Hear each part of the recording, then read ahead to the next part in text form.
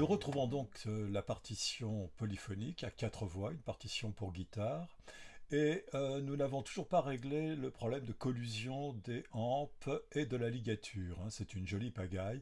Donc je vais vous montrer tout de suite ce qu'il faut faire pour régler ça, et vous allez voir que c'est extrêmement facile. Vous faites un clic droit et vous allez vous regarder sur, vous allez chercher sur les ampes. Ampes, on descend, on fait fin de hampe, montée. Donc là, vous voyez, vous avez le raccourci. Ce raccourci est très important. C'est CTRL, commande, flèche du haut. Et même chose pour descendre les hampes. Et vous allez voir que c'est extrêmement rapide. Donc en fait, là, ce que je vais régler, c'est vous voyez, ces hampes de croche qui sont beaucoup trop longues.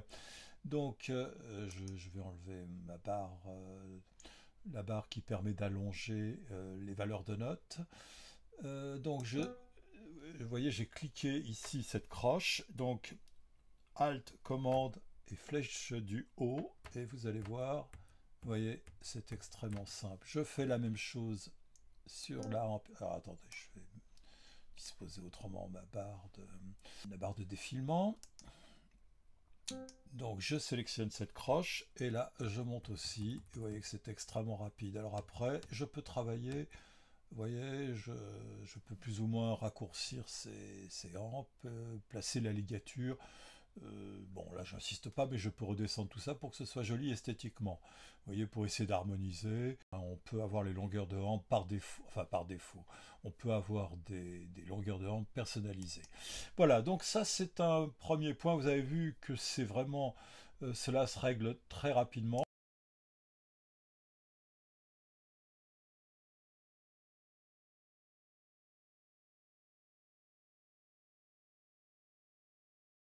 Je vous rappelle que j'avais utilisé la fonction CTRL X pour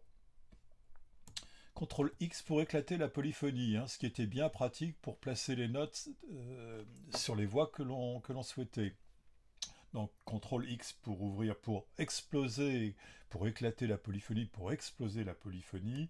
Et même chose pour refermer, pour resserrer, pour avoir en fait une partition orthodoxe de guitare. Si on va dans présentation, voyez, vous l'avez ici, exploser la polyphonie. Et vous avez le raccourci ici. Donc j'obtiens la même chose. Bon, c'est beaucoup plus rapide avec les raccourcis. Vous avez dû remarquer qu'en général, je ne cite pas trop les raccourcis parce que je préfère qu'on rentre d'abord dans la philosophie, enfin dans la logique du logiciel, et puis ensuite, bah, les raccourcis, en utilisant les différentes fenêtres, vous les trouvez par vous-même, vous les notez. Voilà. Alors, une petite précision, si jamais vous cliquez dans cette zone-là, le focus est sur la fenêtre d'arrangement, la touche CTRL X, vous voyez, ne fonctionnera pas. D'ailleurs, c'est signalé ici. Pour qu'elle fonctionne, en fait, il faut cliquer sur la partition et vous voyez que le petit liseré bleu, là, vous indique que le focus est sur la partition. Et là, la touche CTRL X fonctionne parfaitement. Voilà.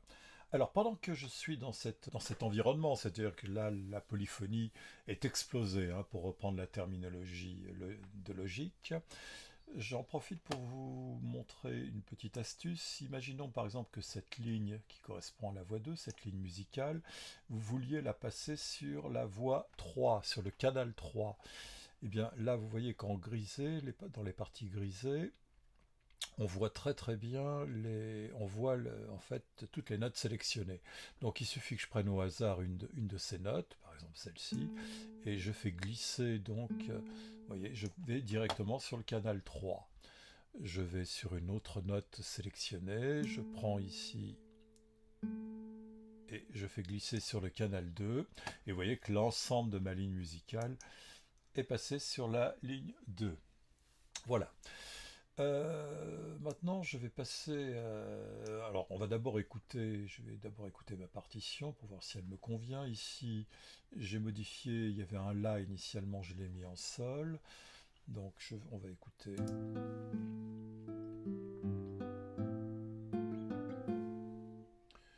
Bien. Donc, c'est dans un style un peu classique, un peu folk, et ça permet surtout de bien entendre les différentes les notes qui sont tenues en fait, hein. Et on entend bien certaines notes qui résonnent. Voilà. Donc maintenant, petite cerise sur le gâteau, je vais vous montrer quelque chose qui va vous faire gagner énormément de temps. C'est-à-dire que je vais vous montrer un raccourci clavier. On va le fabriquer, ce raccourci clavier, parce qu'il par défaut il n'existe pas, qui nous permet de faire ce que je viens de vous montrer très rapidement, c'est-à-dire sans venir dans l'éditeur de liste. Alors pour cela, il faut aller dans un outil qui n'est pas forcément très intuitif lui aussi. Il faut aller dans la fenêtre raccourci clavier, s'assurer qu'on est bien sur des pré-réglages français, et ensuite on rentre dans la fenêtre modifier. Là, vous voyez qu'il y a des petits triangles qui permettent d'aller très rapidement, on va dire par tête de chapitre. Si je vais, donc là, vous voyez, je referme tout ça et je vais en éditeur, dans le chapitre éditeur divers, et là, il me manque une fonction très importante que je vais créer. Donc, je vais dans inutiliser pour faire apparaître en fait toutes les fonctions qui n'ont pas pour l'instant de raccourci. Et la même chose, on referme tout ce qui ne nous sert pas, et on arrive dans éditeur divers. Et voilà, les deux fonctions là qui nous intéressent, c'est la fonction canal événement plus 1, canal événement moins 1, hein, c'est-à-dire passer d'un canal à l'autre. C'est-à-dire passer par le canal 2, passer au canal 3, c'est-à-dire rajouter un plus un canal, rajouter un canal. Enlever un canal, c'est-à-dire passer du canal par exemple 4 au canal 3. Donc pour ce faire, pour avoir cette fonction, je vais donc cliquer ici et je vais apprendre par nom, je vais cliquer ici pour apprendre par nom de touche et je vais appuyer sur la touche plus. Et vous voyez que la fonction a disparu, c'est-à-dire qu'elle est passée maintenant dans les fonctions, dans les raccourcis utilisés, les raccourcis clavier utilisés. Je sélectionne mon canal événement -1, je clique sur apprendre par nom de touche et je clique sur la touche moins. Vous voyez que la fonction a disparu. Si je vais maintenant dans la fenêtre tout ou dans la fenêtre utiliser, en fait ce sont tous mes raccourcis clavier. Ici c'est l'ensemble des fonctions, où j'aurais pu d'ailleurs retrouver inutilisé. Mais bon, c'est beaucoup plus rapide de passer par ici. Donc je vais dans utiliser, je ferme tout ce qui ne me sert à rien. En fait, je ferme les entêtes de fonctions. Et je vais retrouver petit à petit mon éditeur divers. Et vous voyez que les deux fonctions sont apparues ici, avec les raccourcis.